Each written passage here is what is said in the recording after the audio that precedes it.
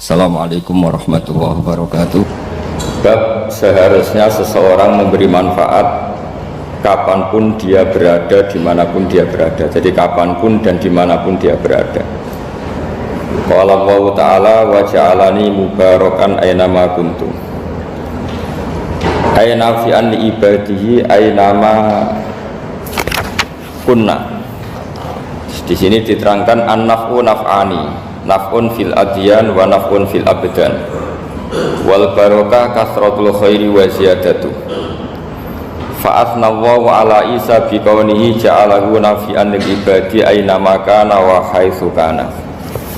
Jadi yang perlu saya terangkan, di antara sifat dasar orang-orang baik adalah di mana saja, kapan saja itu memberi manfaat. Termasuk tentu saat paling sulit.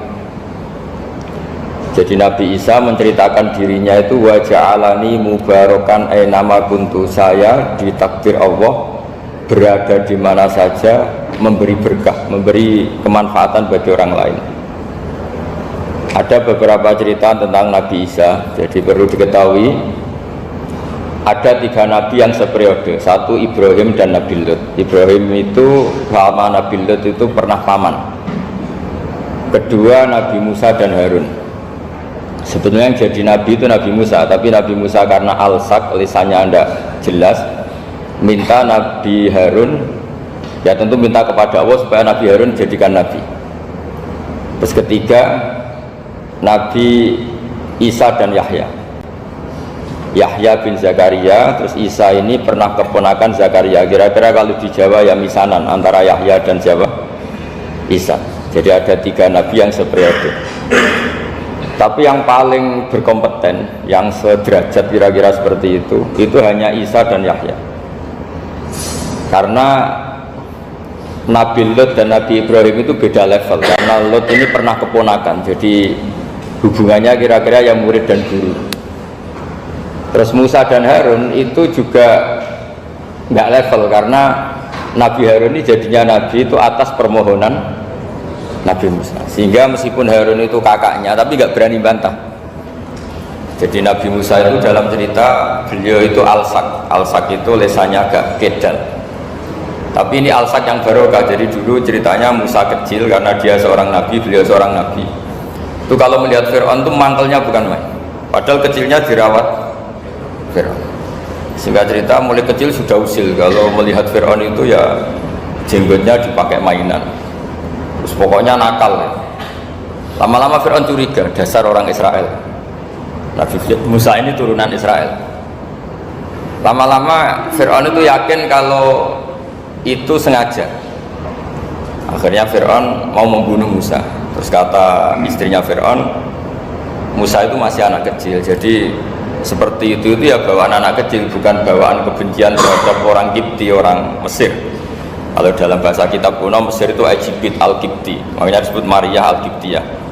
Kalau orang sekarang bilang Egypt itu bahasa kunonya Mesir itu al-Kiptiyah. Nah, memang secara bahasa Arab Mesir itu gak mungkin, bahasa Arabnya Mesir itu gak mungkin, karena Misro itu maknanya kota. Jadi kalau kamu bilang kamu kemana, ke Misro, ke kota, lah ya kota mana, ya kota Mesir, itu bisa debat kusir. Jadi ya kayak kita lah, kita sekolah di mana, di madrasah. Madrasah terjemahnya apa? Sekolah. Nah, kemudian oleh istrinya Fir'aun ya gini saja, buktikan kalau Musa itu masih anak kecil. Masyhur itu dalam cerita, dikasih bara api sama apel. Sebetulnya Musa kecil ini sudah pinter mau milih apel. Sama malaikat Jibril diarahkan tangannya itu ngambil apa? Bara api terus dikunyah. Itu yang menyebabkan lisannya Musa itu alsak, agak pelak. Nah ketika jadi Rasul itu akan repot, karena nanti harus pakai penerjemah. Jadi seorang Rasul tapi lisannya tidak apa? Cakap. Akhirnya Nabi Musa realistis, ngendikan ketika diutus, wa akhi Harun wa afsahu minni lisanan fa arsilhu ma'yarid ayyusaddiquni inni akhafu ayyukadzibun. Ya Allah, saudara saya Harun itu lisannya lebih fasih, tolong jadikan dia Rasul sebagai penguat saya. Akhirnya Allah mengabulkan doanya Nabi Musa, kemudian Harun dijadikan sebagai apa? Rasul. Sehingga meskipun satu angkatan, Harun dan Musa ini nggak level. Artinya nggak level itu ya Harun yang takut Musa. Terus ketiga ini Nabi Yahya dan Nabi Isa. Ini umurnya ya seangkatan, kecerdasannya, jadi nabinya sama-sama mulai kecil. Kita tahu Nabi Yahya termasuk yang diberi khitab Allah, ya Yahya khudil kitab biquwwah wa atainahul hukma sobiyya. Yahya berpeganglah kitab secara kuat dan dia saya kasih kenabian ketika kecil. Sama dengan Nabi Isa yang disebut wa yukallimun nasa fil mahdi wa kahla. Sehingga karena selevel, dua nabi ini menjadi figur besar dalam manhaj, dalam metode dakwah. Dua, karena masih misanan tadi, kalau Jawa kira-kira mirip misanan. Dua nabi ini kalau memilih satu kampung, itu kalau Nabi Yahya itu milih kalau singgah di satu kampung, Nabi Yahya mesti tanya, orang sini yang paling soleh siapa, yang paling baik siapa. Ya terus singgah atau nginap di rumahnya orang baik tadi. Tapi kalau Nabi Isa enggak, orang sini yang nakal siapa, yang paling beling siapa. Terus Nabi Isa singgah di situ. Akhirnya ada pertanyaan dari Nabi Yahya, lima tanzilu ala syirarin nas, kenapa kamu selalu singgah di orang-orang nakal? Syirar itu orang-orang nakal. Masyhur itu Nabi Isa menjawab, ana tabibun udawil mardo. Di mana-mana Nabi itu ibarat seorang dokter, kerjaannya tentu menyembuhkan orang-orang yang apa? Sakit. Jadi dua nabi ini sering berdebat, tentu debat yang baik, dan itu menjadi cara Jawa itu punjeri ilmu. Jadi manhaj ilmu besar antara Yahya dan Isa. Begitu juga Nabi Yahya itu kelihatan agak gak rileks, panik, saking takutnya sama Allah. Kalau Nabi Isa itu rileks, pokoknya kumpul orang-orang nakal itu ya rileks. Akhirnya ada dua pertanyaan sekaligus nanti jadi dua manhaj. Kenapa kamu sering masam itu, sering kalau bahasa Arab itu abasa ya. Terus yang Nabi Yahya balik bertanya, kenapa kamu sering senyum, sering tertawa? Kenapa memangnya? Terus ka'annaka ta'manu min makrillah, kamu sering senyum kayak kami sudah terbebas dari azab Allah, dari ditegur Allah, seakan-akan kamu orang paling benar yang nggak akan salah. Nabi Isa balik tanya, sama kamu sering masam, sering merwa, ka'annaka taqnatu min rahmatillah, seakan-akan kamu putus asa dari rahmatnya Allah. Sehingga kemudian itu jadi manhaj besar. Kalau terlalu senyum ya dianggap orang yang kayak nggak punya perasaan dosa gitu. Tapi kalau terlalu masam, terlalu merenggut, seakan-akan rahmat Allah itu terbatas, sehingga seakan-akan Allah itu rahmatnya nggak cukup lah untuk mengelola manusia ini. Sehingga itu jadi metode besar yang masyhur itu dalam sebuah hadis Nabi ngendikan, ulama ummati ka anbiya Bani Israil. Ulama umatku itu kapasitasnya atau fungsinya atau manfaatnya setingkat nabi-nabi Bani Israil. Karena ketika umat ini nggak ditunggui para nabi setelah Rasulullah SAW, itu yang nunggui hanya ulama. Tapi ulama ini sudah cukup mewakili para nabi Bani Israil. Dan banyak syurahul hadis, para penyarah hadis mensarahkan, Nabi tidak ngendikan ulama ummati kamisli seperti saya, tapi ka'ambiyai Bani Israil, sebagaimana nabi-nabi Bani Israil. Nabi Bani Israel itu macam-macam, termasuk ada yang tidak nikah, yaitu yang bernama Yahya dan Isa. Delala umatnya Nabi itu ada orang alim alamah yang ilmunya melegenda, yaitu namanya Imam Nawawi, itu tidak nikah sampai kabudut.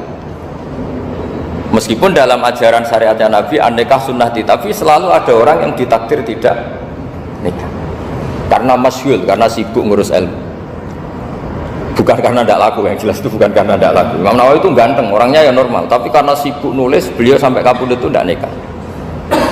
Imam Sibawai itu suka sekali sama ilmu, menjadi istri utamanya ya ilmu itu.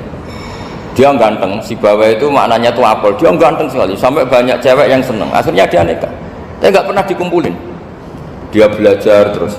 Ketika beliau ke pasar, dulu nggak ada supermarket, beli kertas, kitabnya dibakar semua sama istrinya. Dikira istrinya terus mencintai dia, malah diceraikan.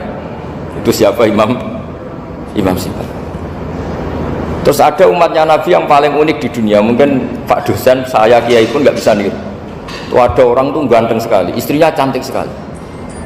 Itu tahu-tahu sudah 10 tahun tidak pernah hubungan suami istri. Karena ketika si suami itu tahu istrinya cantik, itu langsung sholat sujud syukur, sholat terus, saking senengnya punya istri cantik. Yang istrinya cantik juga solihah, tahu suaminya ganteng ya terus sholat terus syukur. Itu sampai berhari sampai bertahun-tahun. Terus ketika ketemu cocokan, dek kita sudah nikah berapa, terus dilihat kayaknya sudah 10 tahun tapi tidak pernah hubungan. Oh itu nggak kebayang, itu ganteng sama cantik, kalau jelek sama jelek itu mungkin.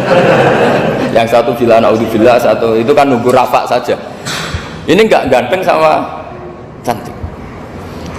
Nah kenapa kualitas ulamanya Rasulullah itu bisa seperti Nabi Bani Israel? Karena agama ini, umat ini sudah ada ditunggui para nabi, sehingga mau tidak mau kualitas ulama, alhamdulillah barokahnya Nabi itu berkualitas kayak nabinya Bani Israel. Nah ini penting sekali saya utarakan supaya dicek saja. Kalau kita nggak percaya, dicek saja dalam hadis-hadis sahih. Misalnya begini, ketika Nabi memenangkan perang Badar, itu ada Asra Badrin, tawanan-tawanan perang Badar. Nabi suka musyawarah, suka rembukan. Ya Abu Bakrin, menurut kamu tawanan ini diapakan? Kata Abu Bakar, hum asyiratuka, mereka itu keluarga engkau, orang-orang Quraisy.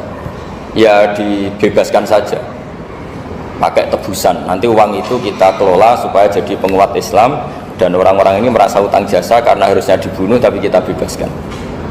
Terus tanya, bagaimana kamu ya Umar, menurut kamu? Kata Umar, ini kan orang-orang yang dulu ingin bunuh kamu, yang ingin menghabisi jenengan, ingin dan sudah ngusir jenengan. Ya setelah ketangkap ya dibunuh, kok repot.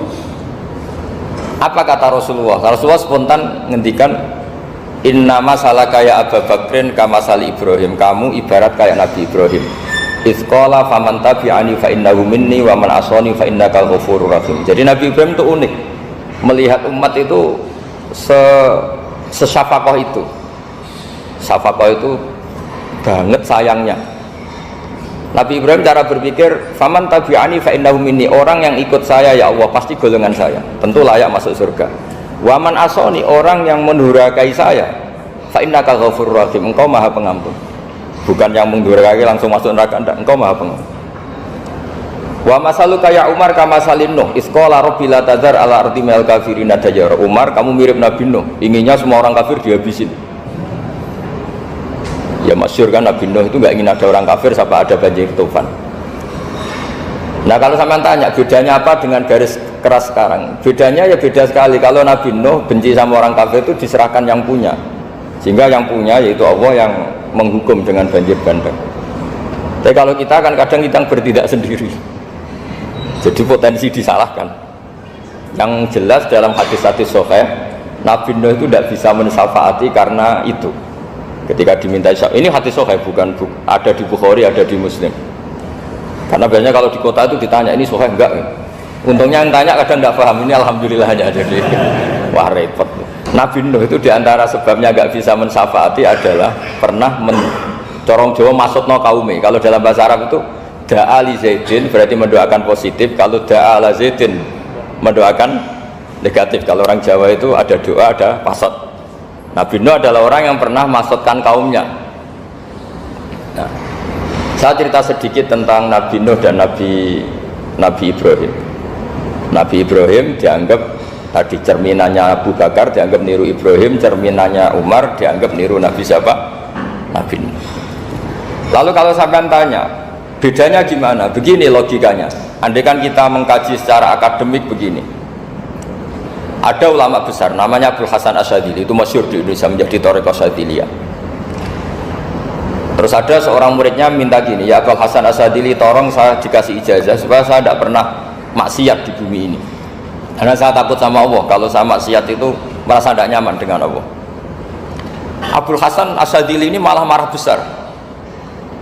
Atuhibbu alla tadhhara maghfiratuh. Kalau kamu tidak pernah maksiat, berarti kamu suka maghfirahnya Allah Ta'ala itu tidak kelihatan, karena nggak ada yang maksiat. Tapi bukan dukung kamu yang tidak ada, ini cerita ilmiah. Tapi kalau Said Abdul Al-Haddad itu kebalikannya. Ada orang fasik gitu hidup berkeliaran, mengganggu masyarakat, ganggu ketertiban agama. Ada kiai atau siapa gitu mendoakan supaya tobat atau dikasih panjang umur supaya nanti bisa tobat. Itu beliau Said Abdul Al-Haddad marah besar. Man da'a li fasikin bil baqa faqad ahabba ayu sawahu fi ardi. Orang yang mendoakan orang fasik hidup berarti dia suka Allah dimaksiati di buminya. Jadi akhirnya jadi kutub besar, yang satu Sadziliyah, yang satu Haddadiyah. Kenapa ya? Karena tadi yang satu cerminan Nabi Isa, yang satu cerminan Nabi Yahya. Sebagaimana sabda Rasulullah tadi, apa ulama ummati ka anbiya'i bani Israil. Juga masyhur dalam aplikasi pengajaran juga gitu. Masyhur sekali dalam kitab-kitab diceritakan. Kalau Said Abdul Al-Haddad, kalau ada orang sowan itu, kamu ngaji sama siapa? Sama si A gitu. Pernah nangis gak pas ngajar? Gak pernah. Udah gak terus, gak usah diterusin ngaji orang seperti itu. Hatinya atas ya, wong ora iso nangis ya. Tapi kalau Abdul Hasan As-Sadzili kebalikan. Kamu ngaji sama siapa? Sama si A. Pernah tertawa enggak kalau ngaji? Enggak pernah. Udah, enggak usah ngaji sama orang itu. Orang enggak bisa syukur. jadi itu manhaj besar. Nah, akhirnya orang-orang kayak kita ini enggak jelas semua. Nangis ya bisa, syukur, guyu ya bisa. Cuma celakanya kalau kita nangis karena tidak punya uang, kalau guyu karena punya uang, itu masalahnya. Tapi kalau wali-wali dulu enggak, kalau senyum ya karena saking yakin rahmatnya Allah itu wasiat rahmatu. Kalau nangis ya karena takut azabnya Allah. Kalau kita kan enggak, sangat-sangat materialistik. Ini yang membedakan kita. Sebenarnya nangis dan senyum itu satu keharusan karena Allah punya madharul jalal. Ketika Allah dengan sifat keagungannya, maka kita ini coro Jawa serako bersenyum. Tapi Allah itu kadang sebagai madharul jamal, adanya satu keasikan. Sehingga yang merengut itu yang salah. Makanya dalam ilmu tasawuf kutub wali itu hanya dua, Allah dengan madharul jalal, dengan Allah yang madharul jamal. Contoh madharul jalal misalnya gini, ketika Nabi Musa ingin melihat Allah, saking kangennya ingin melihat Allah, Robbi arini anzur ilaik, ya Allah saya beri hak untuk melihat engkau. Allah dengan jalalnya gini, Allah itu qadim, superior, tentu gak layak tersentuh barang hadis itu makhluk. Sehingga ketika falam matajalla rabbuhu lil jabali ja'alahu dakka wa kharra Musa sa'iqa, sehingga gak levelnya, apapun hebatnya Nabi ini tetap makhluk, sementara Allah itu qadim, gak kuat. Makhluk yang fana ini, yang profan ini gak kuat menampung zat yang qadim, yang superior, sehingga gunung pun hancur, Nabi Musa pingsan. Tapi ketika Allah dengan madharul jamal itu Allah dengan keindahannya, dengan kasih sayangnya, memberi hak makhluknya untuk melihat. Nah, di sini ini Allah sering ngendikan wujuhu yauma idzin nadhirah ila rabbiha nadhirah. Nanti ada wajah-wajah yang di surga itu melihat saya, kata Allah. Tapi apakah betul melihat kayak saya melihat dosen, melihat Pak Rektor, melihat teman-teman? Itu tidak bisa. Karena Allah itu qadim, sehingga meskipun manusia ahlul jannah melihat Allah, tetap Allah ngendikan la tudrikuhul absar wa huwa yudrikul absar. Karena Allah dibalik jamalnya ya punya jalal, dibalik jalalnya juga punya jamal. Sehingga selalu di Quran itu diulang beberapa kali supaya proporsional. Nah, kenapa ahli sunnah tetap berkeyakinan Allah bisa dilihat? Logikanya begini, fa inna kulla maujudin yasihu ayyura. Allah itu zat yang nyata-nyata wujud dan punya eksistensi. Di mana-mana sesuatu yang wujud itu layak untuk bisa dilihat. Lalu pertanyaannya gini, kenapa kita tidak bisa melihat sekarang kok nunggu di akhirat? Karena mata kita sekarang itu profan, fana. Sementara kita setelah di surga, tubuh kita didesain abadi. Ya, saya ulang lagi ya, setelah kita di surga, semua fisik kita ini didesain abadi. Tentu karena desainnya sudah abadi, layak melihat zat yang abadi. Tapi pertanyaannya, kenapa tidak bisa ikhatoh, tidak bisa melihat sampai faham la tudrikul absar? Karena abadi kita itu diabadikan, sebagaimana surga abadinya diabadikan, neraka ya diabadikan. Sementara Allah abadi dengan dirinya sendiri, yaitu Al-Qayyum, atau dalam bahasa ngajinya qiyamuhu binafsi. Nah, lalu pertanyaan, makanya Mu'tazilah itu menentang betul kalau orang di surga bisa melihat Allah. Cara berpikir Mu'tazilah, Melihat itu artinya yang dilihat ada arahnya, sementara Allah terbebas dari arah. Tapi kata ahli sunnah cara berpikir tidak seperti itu. Melihat itu pokoknya tahu. Nah, tahu karena mata itu karena kita ditakdir tahu itu karena mata. Sebetulnya yang menjadikan tahu itu tidak mata. Ya kalau tahu ya tahu saja, bukan harus pakai mata. Itu cara berpikir ahli sunnah wal jamaah. Jadi sabri ya bocoran. Kenapa mazhab ahli sunnah itu yang dipilih oleh banyak mayoritas di dunia, jumhur itu. Ahli sunnah itu dianggap pikirannya lebih orisinal. Misalnya ahli sunnah kalau ditanya, kenapa kamu melihat? Ya melihat saja. Kenapa kamu mendengar? Ya mendengar saja. Kesannya itu tidak rasional, kayak orang yang nggak pinter itu. Tapi sebetulnya itu yang benar. Jadi cara berpikir ahli sunnah itu melihat itu menjadi tahu. Menjadi tahu itu bisa karena mendengar, bisa karena melihat, bisa karena dikasih tahu, bisa karena bersentuhan. Sebab itu di Quran itu ada ayat ala ya'lamu man khalaqa, bukankah zat yang menciptakan itu menjadi tahu. Sehingga kenapa Allah itu selalu tahu? Karena Allah yang menciptakan. Kalau kamu tahu karena mata, sekali itu jauh maka kamu tidak melihat. Atau kamu sekarang buta, kamu tidak melihat. Atau tertutupi barang itu maka kamu tidak melihat. Tapi kalau kamu tahu karena kamu menciptakan, maka akan melihat terus. Misalnya saya ini tukang batu. Saya ingat betul ketika saya bangun Monas, itu pulpen saya tak tanam di dalam Monas. Saya ingat betul kalau pulpen saya warnanya putih, tak tanam di Monas 2 meter dari pondasi. Setelah saya pulang ke Jogja ditanya, di dalam Monas ada apa? Ada pulpen, posisinya 2 meter dari pondasi. Kenapa saya tahu? Karena saya yang menciptakan. Nah, karena menciptakan ini sehingga tahu saya akan terus menerus. Tapi kalau tahu karena mata, sekali barang itu tertutupi, nggak tahu. Misalnya saya tahu jenengan karena dekat sekali jenengan kemana-mana saya sudah tidak tahu. Tapi kalau saya menaruh sesuatu di tubuh Anda, sehingga kamu kemana-mana tetap tahu bahwa barang itu ada di tubuh Anda. Nanti kalau ada yang protes, tapi bisa saja Gus barang itu dicuri orang kemudian Anda tidak tahu.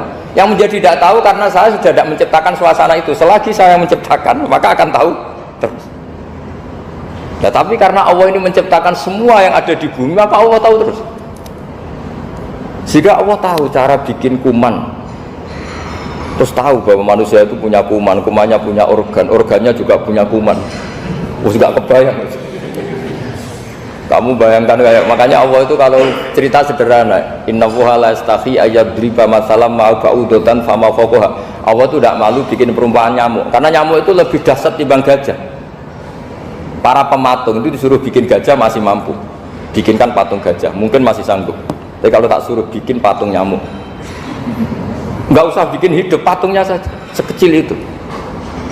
Padahal nyamuk kecil itu punya organ tubuh. Lalu bikinnya organ tubuh nyamuk itu kayak apa sih? Organnya punya kuman, kumannya punya organ, organnya juga punya kuman. Sehingga orang-orang alim itu baca nyamuk itu lebih jadi ayat Allah ketimbang melihat dinosaurus. Tapi sekarang orang itu nggak tertarik ceritanya. Jadi beda perasaannya orang alim sama orang awam. Kalau orang awam tuh melihat mukjizat kan yang dasar-dasar kayak dinosaurus, gajah, wow gitu. Kalau orang alim nggak, malah melihat nyamuk.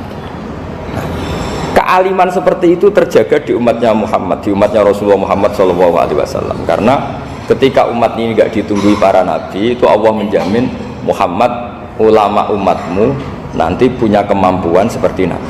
Tentu tidak dalam keutamaan ya, keutamaan tentu nggak sekelas sama nabi. Kenapa itu terjadi? Karena tadi para nabi ini mewakili sekian karakter. Kalau kita sangat mencintai Indonesia, maka kita akan tegas siapapun yang ingin menghancurkan Indonesia. Itu kira-kira cerminan Nabi Nuh. Kalau kita sangat mencintai Allah, maka kita akan benci sebenci-bencinya sama orang yang mendurhakai Allah. Tapi masalahnya Allah yang kita cintai itu memaklumatkan diri kalau bersifat ghafur, pengampun. Jika kalau kita terlalu kasar, ini kan yang kita cintai bersifat ghafur kok kita kasar. Di sini Nabi Ibrahim, beliau sangat mangkel sekali sama yang durhaka sama Allah. Tapi kalau mau mangkel gimana? Zat yang mengajarkan itu bersifat ghafur. Maka kita mau tidak mau, makanya ada riwayat mengatakan takhallaku bi akhlaqillah, kamu bertata krama kayak akhlaknya Allah. Akhirnya ya sudah, kita mau apa coba? Kira-kira kalau kamu mencintai seseorang, itu potensinya kan dua, protektif. Ada telepon, itu dari siapa? Cewek atau cowok? Protektif. Itu bukti cinta apa bukti suudon? Kan tidak tahu. Tapi misalnya kamu cinta perempuan terus, WA-an sama lelaki gak apa-apa, jalan sama lelaki gak apa-apa, sama masa lalunya pacarnya juga gak apa-apa. Itu cinta apa pembiaran? Kan sama-sama gak jelas. Nah kira-kira mencintai Allah itu kira-kira analoginya seperti itu. Kalau yang satu protektif, Allah harus zat satu-satunya yang disembah, nggak boleh didurhakai, nggak boleh dikhianati, sehingga ini sangat keras sekali. Nah, ini Nabi Nuh. Di sini ada Nabi Ibrahim, karena orang yang zat yang kita cintai bersifat ghafur. Jika kalau kita terlalu tegas beda dengan sifatnya Allah yang bersifat ghafur. Nah umatnya Nabi seperti itu mulai dulu. Ada yang moderat, ada yang keras, ada yang setengah keras, setengah moderat. Ada yang ngambil sikap, oh udah mangan turu, sementara mati. Nah, itu lebih baik itu timbang punya istihad tapi gak jelas, mendingan. Itu ada riwayatnya. Suatu saat ibadah akhir umatku terbaik adalah tidur. Maksudnya tidur itu gak ngambil sikap, masyhur itu. Saya beri riwayat yang ada di Bukhari Muslim. Satakunu fitanun al-qa'id fiha khairun al-qa'im wal-qa'in fiha khairun al-masi wal-masi fiha khairun nasai. Nanti di akhir zaman itu banyak fitnah, kata Rasulullah. Yang duduk lebih baik ketimbang yang berdiri, yang berdiri lebih baik ketimbang yang jalan biasa lebih baik ketimbang yang jalan bergegas. Man tasyarrafa laha tastasrifu. Fitnah itu adalah siapa yang terlibat maka akan semakin parah. Sehingga semenjak itu ulama berpikir nanti di akhir zaman kalau ada fitnah itu sebaiknya orang ngambil sikap sepasif-pasifnya, secuek-cueknya. Jadi semua syurahul hadis sepakat makna hadis ini apa? Orang disuruh sikap secuek-cuek. Misalnya pilihan presiden, contoh kecil pilihan presiden. Mungkin para intelektual nggak merasa, tapi kalau ulama itu cara berpikir beda. Pilihan presiden, kamu fanatik milih A, yang satu fanatik milih B, ya presiden atau bupati atau gubernur. Terus yang satu bilang gini, wah kalau nggak di presideni A, nggak di bupati A, nggak di gubernuri A, negara ini rusak. Mungkin betul dari segi jejak rekamnya A ini bagus. Tapi pertanyaannya secara tauhid, bagaimana Anda menggantungkan kesejahteraan sama makhluk? Kamu nggak pernah terusik begitu kan para intelektual? Melukai. Bagaimana mungkin Anda menggantungkan kesejahteraan dengan seorang makhluk? Wah kalau di presiden A pasti Indonesia makmur, kalau bupati A pasti Sleman makmur, pasti Bantul makmur. Bagaimana mungkin makhluk yang sedang soleh kamu pastikan selalu soleh? Wong dia makhluk bisa berubah. Sementara yang B misalnya fasik, wah kalau dipimpin B pasti rusak negara. Bagaimana kamu pastikan B yang fasik selalu fasik? Biar aja dia husnul khotimah. Yang fasik pas mimpin jadi soleh, yang soleh pas mimpin jadi fasik. Akhirnya ulama karena tahu sifat kendali di tangan Allah, sikapnya nggak jelas. Saya ini termasuk orang yang terkena nggak jelas. Karena kalau ditanya, Gus sampai pilih presiden mana, bakti mana? Sanut pangeran sing dadi aku loyal. Wah, anut pangeran yo kacau. Wah, kowe kacau menan anut pangeran kata saya. Ini kan sudah tidak sambung karena pikirannya ulama. Memang tidak beda, cara berpikir ulama itu beda. Bahkan bapak saya itu kalau didik saya itu begini. Kalau meseli saya atau ngirim saya dulu itu kan pakai mesel. Ini uang kamu 500.000 untuk kamu, mesti ditambahi 100.000. Ini tuh buat jajan sama teman-teman. Mesti ada uang pokok, ada uang sodako. Dulu saya sering tanya, kenapa bapak sangat menghormati teman-teman saya? Kata bapak, aku mondok, aku raiso nyukupi, sing iso nyukupi ya konco-konco. Ternyata betul, rata-rata anak kuliah atau anak mondok, uang pribadinya kan 8 hari dari dikirim sudah habis. Berarti kan masih 22 hari, kok bisa hidup itu kan barokahnya teman-teman itu. Malah yang agak beling itu 1 hari sudah habis, berarti ada 29 yang bergantung sana sini. Sehingga Nabi dulu cara ngedikan itu unik. Kata Nabi, da'un nasa yarzuqu wahu ba'duhum ba'duh. Manusa barnawa, engko saling memberi rezeki. Ketika ada collab, Medina itu pernah collab, terus sekarang pernah defisit itu. Beberapa pakar ekonomi datang ke Rasulullah, ya Rasulullah, sa'ir, tolong dikasih harga standar. Tapi apa jawabannya Nabi? La tusa'iru fa inna Allaha huwal musa'ir. Kamu jangan kasih harga, Allah sendiri yang menentukan harga itu. Terus kata Nabi, kenapa engkau begitu ya Rasulullah, ini negara harus ditentukan harga karena gini-gini. Kata Nabi, saya tidak ingin ketemu Allah dalam keadaan dolim. Tapi ini tentu di teori ilmu modern ini masalah, tapi menurut orang modern. Tapi kalau menurut ilmu hakikat itu nggak akan masalah. Misalnya kenapa Nabi tidak menentukan harga dalam keadaan negara seperti itu? Jawabannya pakar-pakar hakikat, ya saya ulang lagi, pakar-pakar hakikat begini. Misalnya ada orang menimbun supaya nanti harganya mahal ya. Terus ditimbun terus sampai nunggu harganya mahal. Lama-lama dia sadar kalau timbunannya nggak ada gunanya karena ternyata orang nggak beli. Nah, ketika orang nggak punya kemampuan beli, yang menimbun juga tidak punya uang. Nah, tapi kalau sampean tanya, tapi Gus nak tuku barang pokok kan kita mati karena kehabisan stok. Itu masalah tauhid Anda. Bagaimana mungkin kamu bayangkan seorang makhluk tidak bisa hidup atau nggak dapat rezeki? Nabi itu orang yang sampai ke derajat hakikat, dari tidak pernah bayangkan gitu. Saleh sampean jadi orang yang tauhidnya masalah. Sehingga terus bayangkan, wah kalau negara ini keos, wah kita makan apa? Kalau negara nggak stabil, wah kita gimana? Itu tidak bisa seperti itu. Dulu ketika kita dijajah Belanda, itu kiai-kiai kita, Mbah Hasyim Asy'ari, Mbah Ahmad Dahlan, mondoknya di Mekah. Sampai alim alamah, dua beliau, Mbah Hasyim sama Mbah Ahmad Dahlan itu ngajinya sama-sama Syekh Khotib Minangkabau. Cuma Mbah Hasyim lebih menekuni ke Syekh Mahfud Termas, yang satu menekuni Syekh Khotib Minangkabau. Jadi dua beliau itu ngaji di guru yang sama. Mbah saya, buyut saya itu ya sudah mondok Mekah, itu aman dijajah Belanda. Sekarang kita agak dijajah, nggak mondok di sana. Buyut saya itu zaman itu sudah haji. Buyut kelima saya itu dulu kalau ingin cari tempat yang teduh itu masuk ke gua. Itu masuk gua itu hanya kepalanya saja, kakinya masih di luar. Karena gua di Arab tidak seperti gua di sini. Kalau gua di sini kan orang bisa masuk semua. Kalau gua Arab kan hanya celah-celah batu-batu besar. Sehingga ketika Rasulullah hijrah ke Madinah, singgah di Gua Sur, kata Abu Bakar gimana? Andai kan yang ada orang kafir di depan gua, kata Abu Bakar gimana? Andai kan mereka melihat kakinya pasti melihat kita. Karena gua di sana itu satu tubuh tidak bisa masuk penuh. Kalau gua di sini kan ada yang mobil saja bisa masuk. Nah itu bahasa saya kalau mau istirahat itu masuk gua, separuh badan di dalam gua, separuhnya masih di luar. Nah sekarang terus kita bilang, wah kalau kita negara tidak stabil kita haji kemana? Dulu zaman dijajah Belanda ya kita bisa haji. Soal kebahagiaan, nenek moyang pulau jenengan tuh anaknya banyak, dijajah Belanda, jajah Jepang ya nyatanya anaknya banyak-banyak. Itu kira-kira bahagia apa enggak? Nah artinya gini ya, tentu kita tidak ingin dijajah itu tentu ya, tapi kita ini selalu latah. Wah kalau ekonomi jatuh kita makan apa? Kalau kita dijajah kita tidak perlu seperti itu. Rahmatnya Allah Ta'ala itu akan adrokatna. Rahmatnya Allah Ta'ala akan menemukan kita apapun kondisi kita, apapun keadaan kita. Ini cara berpikir tauhid. Sehingga Nabi itu tidak pernah bayangkan umatku narata tunggoni piye, ditunggoni Allah. Sehingga masyhur dalam hadis-hadis sahih, la tazalu ta'ifatun min ummati dzahirina 'alal haq la yadurruhum man khadalahum wala man khalafahum wala man nawa'ahum.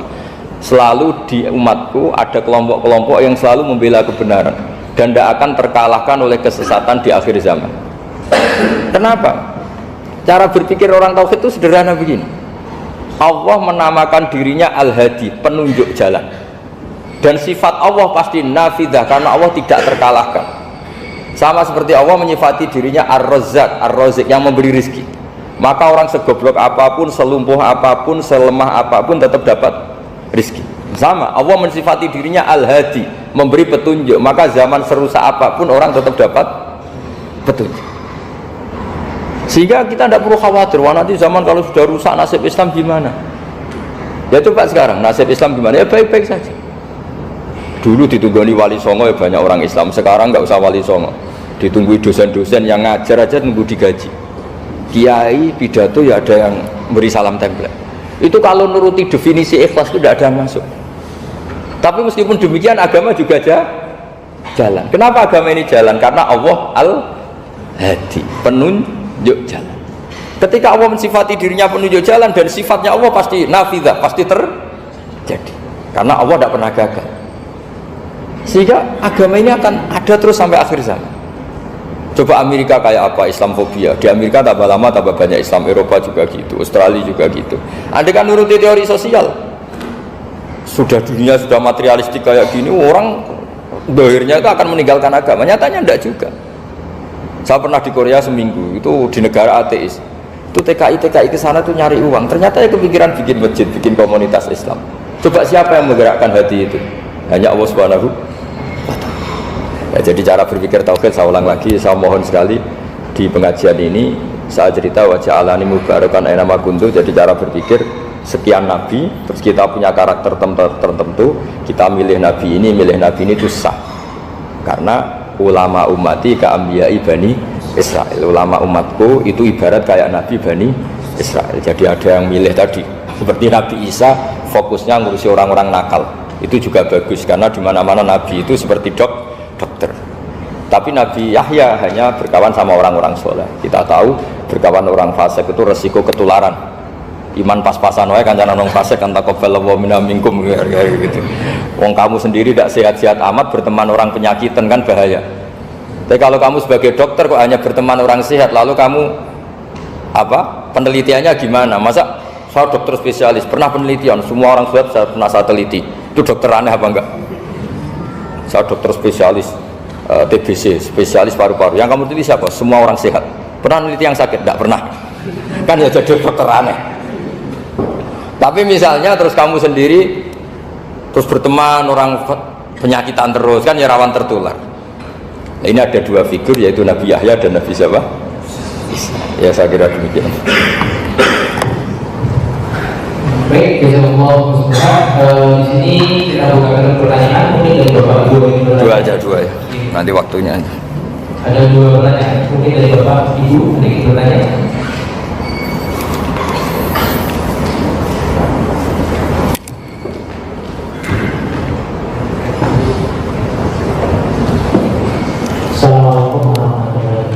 Assalamualaikum warahmatullahi wabarakatuh.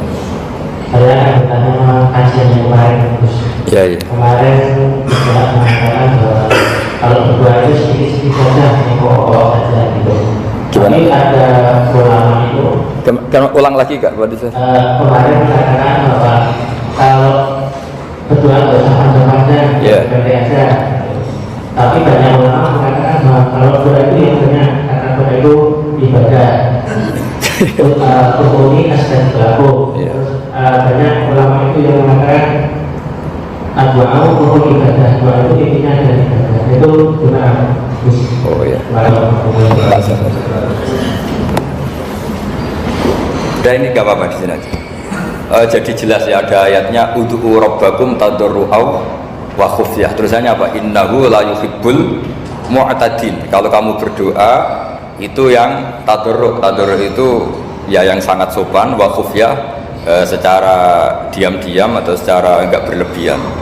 Terusannya ayat innahu la yuhibbul mu'tadin. Allah itu tidak suka orang yang melewati batas.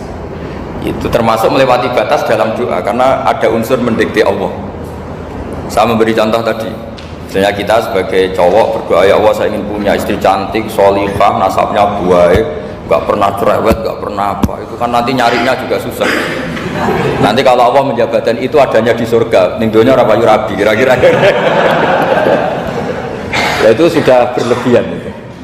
Terus kalau ada ulama mengatakan doa itu mukhul ibadah, itu maksudnya gini, doa itu bukti kita minta itu bukti kita lemah. Dan merasa lemah itu sudah bagian dari ibadah. Makanya masyhur itu syairnya Abdul Al-Haddad itu, fadu'ai wabdihali dalilun li fiftikori itu. Jadi saat berdoa itu hanya sebagai bukti saat butuh Allah. Saat sendiri tidak punya kepentingan mustajab apa enggak.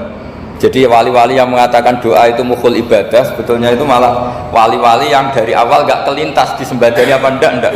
Butuhnya dia itu menunjukkan bahwa saya ini lemah. Buktinya posisinya minta. Itu yang dimaksud mukhul ibadah. Tapi kalau kita berdoa terus posisi kita protes, katanya kamu baik ya Allah, engkau baik, ternyata enggak juga. Buktinya semua doa saya enggak kamu kabulkan. Wah, ini malah doa kriminal jadinya. Jadi yang dimaksud mukhul ibadah itu doa itu bukti minta itu bukti lemah. Makanya ada syairnya Abdul Al-Haddad masyhur, fa du'a ibtihali dalilun li fiftikor. Jadi saya minta engkau ya Allah, itu bukti saya butuh. Jadi itu bukan dua hal yang harus dipertentangkan. Jadi kalau doa dikatakan apa? Ibadah, karena di doa itu minta. Nah, minta itu bukti merasa kita lemah. Berarti kita sa'il, Allah mas'ul. Kita minta, Allah yang kita mintain. Kita menengadah, Allah yang berposisi memberi. Itu saja sudah cukup sebagai ibadah. Meskipun doa kita tidak mustajab. Karena memang tadi seperti itu. Kalau di ilmu-ilmu tasawuf itu apa ya? Doa itu memang benar-benar sudah mukul ibadah, karena tadi perasaan merasa butuh sama Allah itu.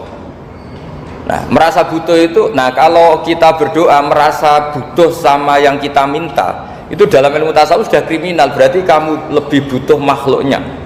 Misalnya begini ya, saya ingin punya rumah bagus, terus setelah punya rumah kredit, saya utangnya banyak. Sebetulnya saya itu tidak pernah ingat Allah. Gara-gara utang banyak, kredit jatuh tempo, terus melibatkan Allah. Ya Allah, saya ini utang banyak ini, terus tolong dibayar. Sebetulnya saya itu ingat utang, cuma Allah tak libatkan kan gitu. Lah itu tidak akan jadi wali. Yang jenis ini tidak akan jadi wali. Saya ingin jadi dosen, melibatkan siapa ya nanya? Melibatkan Allah, terus malam-malam bangun melibatkan Allah. Itu artinya apa? Kamu itu lebih ingin yang kamu minta ketimbang ingin Allah. Kalau wali itu enggak gitu, kangen Allah, terus tahu Allah itu zat pemberi, karena tahu Allah zat pemberi terus minta. Maka yang dikangen itu ya Allahnya dulu. Kalau kita kan enggak, punya kasus dulu, punya keinginan banyak dulu, baru ingat siapa yang bisa ya, oh Allah. Terus Allah kita libatkan. Ya untungnya Allah baik, mau ramal utang bukan mikir, untungnya Allah tidak jawab itu. Jadi itu bedanya wali. Kalau wali itu kangen Allah dulu, baru minta. Kalau kita enggak, banyak masalah dulu, baru melibatkan Allah. Nah yang jenis ini tuh bahaya, kalau nggak disembadani mesti ngomel ya. Gusti katanya kalau yang minta kamu kabulkan, ternyata ini enggak. Nanti kalau Allah jawab, kamu itu tidak kangen saya, kamu itu kangen uang, kangen perempuan cantik yang kamu inginkan, terus kamu melibatkan saya. Urusannya apa saya dengan itu, Pak? Makanya tidak usah nuntut, karena awalnya sudah salah.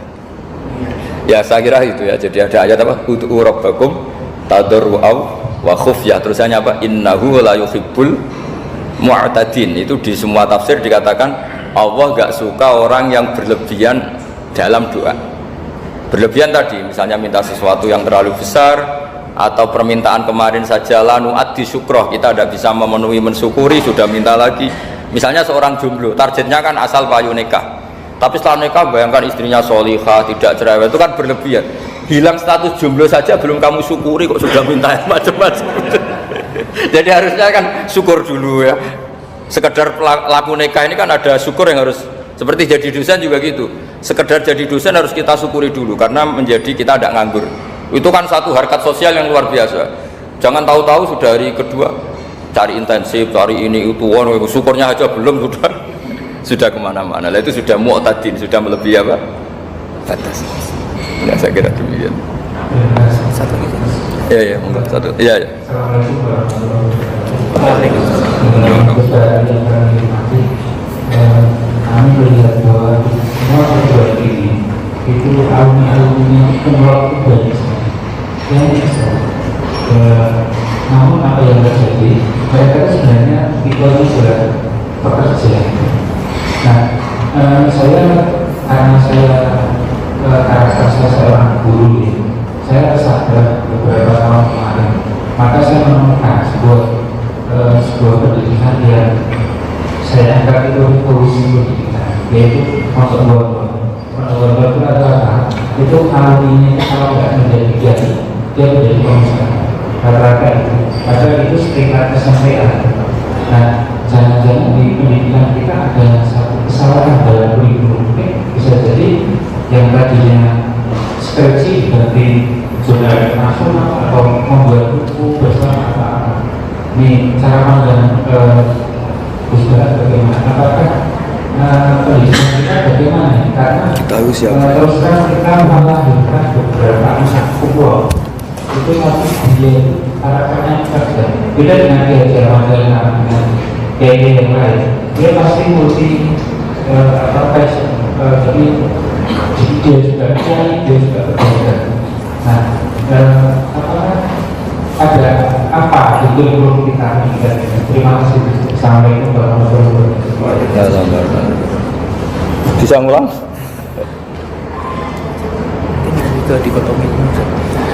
Jadi begini ya, masalah pendidikan ya. Kalau saya jawab pakai ilmu hakikat saja, karena ini keahlian saya. Sebetulnya begini ya, kalau misalnya itu ya subjektif juga, misalnya bilang rata-rata alumni pondok ini sukses, alumni kampus ini sukses, yang ini tidak sukses, itu satu pasti subjektif ya. Karena biasanya yang diterkenalkan yang sukses-sukses. Saya punya tetangga dari pondok yang Anda sebut itu kebetulan tidak sukses semua. Itu jantogo saya sampai ngeluh. Saya ini gimana kok? Ya sudah seperti itu kan subjektif ya. Tapi menyangkut pendidikan itu begini ya, menyangkut hasil dari pendidikan itu. Andai kan kita bicara ilmu hakikat, misalnya kita mondok gitu ya, mondok kemudian jadi orang miskin, jadi orang yang menurut orang banyak tidak berguna di masyarakat. Ternyata kita ini orang yang kelihatan tidak punya karir, tapi kalau malam sujud sama Allah, punya anak niat memperbanyak orang sujud, terus punya ibu yang sakit-sakitan kita rawat, meskipun kita tidak jadi dosen, tidak jadi menteri, tapi indah Allah itu luar biasa karena berstatus ngerawat ibu, ngerawat anak, ngerawat istri. Nah Islam itu datang dengan jargon-jargon seperti itu, sehingga Nabi kalau muji itu ada Uwais Al-Qarni, ini orang yang luar biasa. Ternyata dia itu punya ibu lumpuh yang kalau kemana-mana harus digendong. Ketika tetangga-tetangganya berhasil sowan Rasulullah, itu Uwais Al-Qarni tidak bisa, karena setiap ibunya dipamitin mau sowan ke Rasulullah itu sama ibunya nggak boleh. Tapi apa yang terjadi? Justru dipuji-puji Nabi sebaik-baiknya kurun itu waktu adalah kurun yang ada Uwais Al-Qarni. Saya punya teman, ini kisah nyata, saya berkali-kali ngisi ngaji di komunitas ulama. Ini mungkin tidak bagus untuk kampus, tapi harus saya utarakan supaya ya kita evaluasi. Saya bilang gini, saya ini jadi kiai itu sering iri sama orang goblok. Orang goblok itu barokah kata saya gitu. Itu kiai kaget semua karena saya bilang orang goblok itu barokah. Saya beri contoh gini, misalnya saya pinter, terus juara MTQ, juara hafal Quran atau juara baca Quran secara tartil. Ujung-ujungnya saya dapat hadiah umroh atau apalah, atau hadiah rumah atau apa. Pertanyaannya adalah mendapat. Saya ulang lagi, mendapat. Sementara ada santri yang bodoh, gara-gara bodoh itu dosen UI yang enggak, jadi kiai yang enggak, akhirnya dia jadi pekerja di Korea. Barokahnya bodoh tadi. Karena di Korea melihat orang ateis, akhirnya dia kepikiran bikin masjid. Sebagian gajinya disumbangkan untuk masjid. Ini bodoh pendiri masjid. Tapi kita gara-gara dosen dakwah di masjid, ini pinter dapat uang dari masjid. Nah ini bukan nyindir, ini biasa saja. Ini maksud saya. Maksud saya, kamu jangan ngabaikan hidup. Akhirnya apa yang terjadi? Saya ini punya teman ini betul. Saya ini kan kecelok dulu tuh Gus Salim. Nasib saya di mana-mana dihormati. Kadang saya merasa dosa. Kok dihormati? Saya punya teman, dulu gobloknya minta ampun, sekolah sekelas sama saya. Gobloknya, soalnya gobloknya harus disepakati. Ya, goblok mujma'alah kira-kira. Singkat cerita, dia itu hidup di pedalaman Kalimantan sekitar tahun 92. Dulu kan biasalah di dalam hutan itu pasti ada penebangan hutan macam. Dia ada bosnya, yang jelas dia ada bosnya. Saya yakin juga agak kriminal karena dia tidak yang illegal logging. Pokoknya ditakdir dia hidup di tengah hutan, ikut orang. Setelah itu dulu nggak ada HP, sering kirim surat ke saya, Gus, saya ini hidup di tengah hutan, tapi saya ini Muslim pernah mondok. Kalau nggak bikin sumpah itu nggak enak, bikinlah dia Jumatan. Nah karena dia pernah ngaji fikih Syafi'i, kalau Jumatan nggak ada orang 40 itu harusnya zuhur tidak Jumatan. Tapi orang yang kerja di situ tidak mau. Wong dino Jumat kok zuhuran loh Pak. Kalau dino Jumat ya Jumatan ya. Tanya saya, Gus itu kalau ada kaulnya enggak supaya Jumatan ndak orang 40 sah. Singkat cerita dia lama-lama jadi pendiri masjid di situ. Dia punya sedikit gaji ya dipakai masjid, punya sedikit tanah diwakafkan untuk masjid. Artinya apa? Indawa ini banyak orang bodoh, ternyata di komunitasnya dia muassis, pendiri, pemberi. Sementara kita yang kecelok pinter, dapat umroh, dapat bonus. Kira-kira nanti kita ketemu Allah, kamu pernah nyumbang Islam apa? Yang bodoh jawab, oh nate Gusti bikin masjid di pedalaman. Kita yang pinter. Kayaknya kalau memberi enggak lah Gusti. Reputasinya mendapat. Nah artinya gini, kita jangan mengukur, makanya Rasulullah itu punya sisi unik. Ini mungkin pelajaran bagi kita semua. Orang-orang Ansor kita tahu semua berposisi memberi Rasulullah. Semuanya orang Ansor. Ngasih rumah, ngasih tanah, bahkan bukan sekedar ngasih Rasulullah, ngasih sahabat-sahabat yang dibawa Rasulullah, yaitu orang Muhajirin. Ketika Nabi mengalami sekian kemenangan, futuhat, Nabi bagi-bagi harta itu orang Ansor gak dikasih, sama sekali gak dikasih. Sehingga terprovokasi sebagian, dan tentu sebagian yang muda-muda, masyhur itu, yang terprovokasi yang muda-muda. Ini pelajaran bagi kita. Wah, ini Rasulullah Muhammad mulai tidak fair, yang dikasih orang-orang kafir Quraisy yang barusan masuk Islam. Paling Nabi karena izinnya tonggo, sawak dewiwan kenalan anyar gitu. Jadi dimenangkan sing tonggo, yaitu orang-orang kafir Quraisy yang sekarang baru masuk Islam. Singkat cerita akhirnya Nabi dengar gosip itu, dengar bahwa Nabi dikomentari mulai tidak adil karena memprioritaskan orang-orang Quraisy yang notabene adalah keluarga Nabi, tetangga Nabi, kampung halaman Nabi. Akhirnya Nabi bilang, coba semua orang Ansar kumpulkan di satu kubah, satu khimah besar di Jirona pas itu. Dikumpulkan, terus orang Ansar ditanya, dengar-dengar makolatun balagona angkum, ada satu makalah dari kamu, apa betul itu kamu yang mengatakan? Terus ketua orang Ansar ada yang namanya Sa'd bin Ubadah berdiri, ya Rasulullah, amadzu ahlamina fala yaquluna syai'an. Orang-orang terpelajar kita ada yang komentar, tapi yang muda-muda ini memang ngomong seperti itu, bahwa jenengan sekarang mulai lebih tertarik ngurusi orang-orang Quraisy daripada kita. Terus itu di Jirona itu ya kira-kira berapa kilo ya, 40 kilo atau 30 kilo dari Mekah. Zaman itu Nabi posisi di Jirona. Jawabannya Nabi itu unik. Oh iya, kata Nabi. Apa yang dikatakan Nabi? Saya ini Rasulullah, nanti kamu pulang bersama saya. Tapi orang-orang ini, orang-orang Bedui ini, setelah saya kasih kambing, saya kasih unta, mereka pulang. Ama tardona ayarji annasu bisyati wal ba'ir wa tarjiuna antum bi Rasulillah. Kamu ini nanti mendapat saya ini nanti ikut pulang kamu ke Madinah. Berarti kamu mendapat saya, afdalul khalqi, orang terbaik di dunia. Mendapat sayyidun nabiyyin. Tapi orang-orang yang setelah saya kasih uang itu pulang. Artinya gini, kamu berorientasi mendapat saya apa mendapat uang? Nangis semua orang Ansor, enggak Gusti, ya sudah mendapat jenengan saja duit gak nolak. Ternyata Nabi itu mentertawakan sama nyun sewu Arabul Arab, orang-orang Bedui Arab. Ya Rasulullah, ini baru Islam, tolong diservis dong, namanya mu'allaf. Saya baru Islam, tolong diservis toh. Ya Rasulullah, ya itu sudah, kamu ngambil unta ini, diambil pulang. Yang satu minta kambing, diambil pulang. Terus kata Nabi, kowe seneng duwe kelakuan ngono, ketemu Nabi ra tertarik ngaji. Bartuk duit mulai bartuk duit. Sementara kamu mendapat saya. Intinya Rasulullah ingin mengajarkan ke orang-orang Ansor, kamu dulu tuh heroik, posisinya memberi untuk Islam, maka heroik kamu tidak akan saya batalkan. Dari mental memberi kemudian ingin mental mendapat. Itu hebatnya Rasulullah. Jadi kalau dalam tradisi sahabat, misalnya saya sering ditolong orang gitu, kok setelah saya jadi kiai besar atau jadi wapres kira-kira gitu kayak Pak Maruf Amin, itu malah sebaiknya tidak usah balas yang berjasa kalau ini calon wali, karena nggak boleh kebaikan itu dibatalkan dengan mendapat. Ini cara teori politik masalah ini. Tapi kalau teori wali keharusan, masa ngamal kok dibatalkan? Bahkan ini ngaji, kalau ngaji itu ya daftarnya jadi wali, jangan jadi politikus kan gitu. Jadi ibarat kita coba sekarang banyak kampung itu geger kan gara-gara itu. Wakifnya masjid itu ikhlas tanah untuk masjid. Lu anak cucunya kok terus ambisi jadi imam, jadi pengurus takmir, padahal tidak layak. Mereka mungkin tidak alim, tidak soleh. Ini kan terus gak fair. Wakifnya ikhlas, siapa aja ngelola boleh asal kompeten. Anak cucunya tidak ikhlas. Nabi itu nggak mau. Jika masyhur itu orang Ansor itu ketika Nabi menawarkan, kita sekarang sudah futuhat, apa harta yang kamu kasihkan Muhajirin tak kembalikan, sekarang negara mampu. Tidak ya Rasulullah, kita tidak akan mengambil sesuatu yang sudah kasihkan lillahi ta'ala.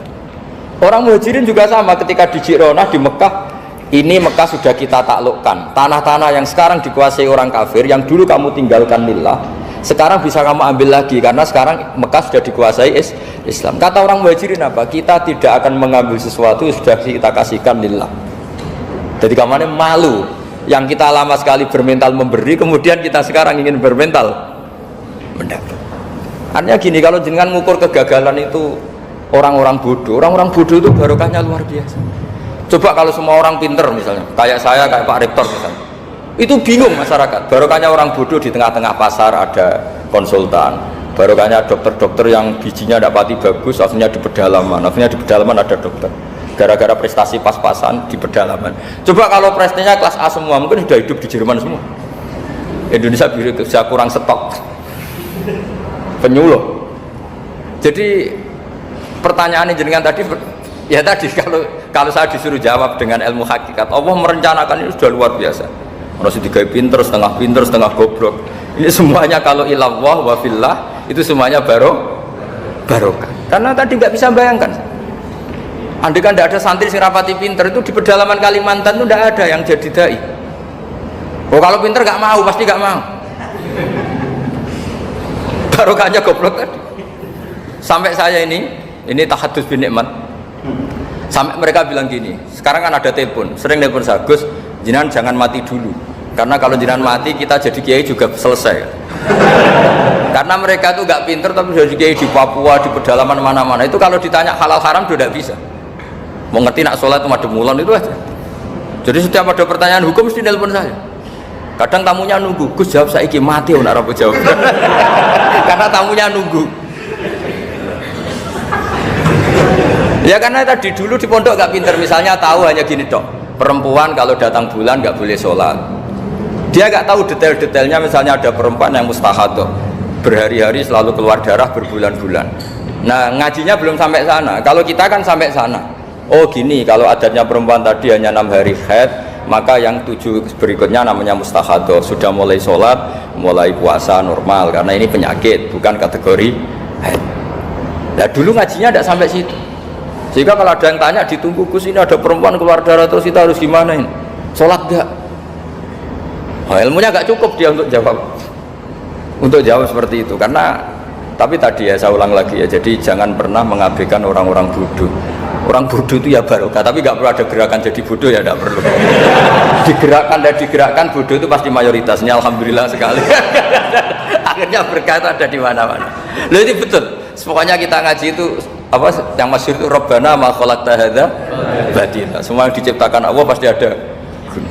Ya ini memang ilmu agak aneh bagi kalangan akademisi, tapi kan sampean mengundang saya untuk ngomong ilmunya kiai. Kalau saya jawab pakai standar intelektual kan saya namanya basa-basi. Itu tidak bagus dalam ilmu Islam. Mudahana itu tidak bagus. Karena ini keahlian saya di ilmu hakikat, ya saya jawab secara ilmu hakikat. Terus itu pernah saya diceritani Pak Bintang Pamungkas itu cerita. Gus Dur juga pernah cerita, banyak yang sejenis itu cerita. Gus Dur kan orang sukses di Jakarta, itu matur nuwun sama keluarganya yang adiknya yang jadi biasa-biasa saja, karena akhirnya ada yang ngrumat ibunya. Keluarga Pak Bintang itu banyak yang doktor, profesor, tapi terima kasih sama adiknya enggak siapa-siapa, karena barokahnya itu ibunya ngrumat. Coba kalau semuanya dokter, mungkin ingin hidup di kampus semua. Kiai juga gitu, kalau ada kiai top, biasanya punya adik yang enggak pati top. Dan kiainya top bisa kemana-mana, karena ada adiknya yang enggak top, yang rumah ibunya, rumah tanah. Jadi sebetulnya Allah sudah mempersiapkan sedemikian rupa. Tapi kalau kita tidak syukur, ya jadi repot. Itu tidak hanya cerita tentang Gus Dur, Bintang Pamungkas, mungkin Pak Jokowi, Pak Soekarno, semuanya sama lah. Pasti di balik orang top-top ini ada orang-orang yang berkorban untuk kebaikan keluarga di internal. Dulu ada sahabat namanya Abdul bin Umi Maktum, itu buta. Itu tidak pernah ikut perang karena buta. Tapi setiap Nabi perang itu yang jaga Madinah itu Abdul bin Umi Maktum. Tapi terus jangan bilang, orang baru kayak buta ya, tidak usah gitu. Pokoknya saya cerita itu, Rabbana ma khalaqta hadza batila, bahwa engkau ya Allah yang kau ciptakan ini tidak ada yang nggak ada guna.